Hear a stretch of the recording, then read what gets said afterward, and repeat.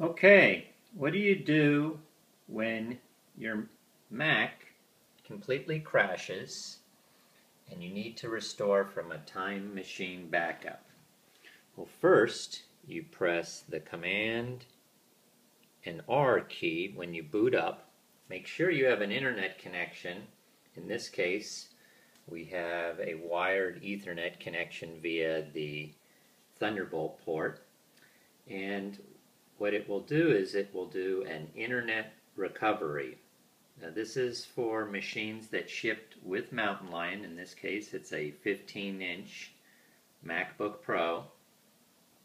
And you can see it's giving us an update on the amount of time remaining to restore the system recovery.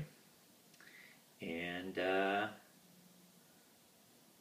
that's the beginning process. So if you have a time machine backup and your machine won't boot, you can always press Command R. So I'm going to add on to this what we do after it installs its internet recovery.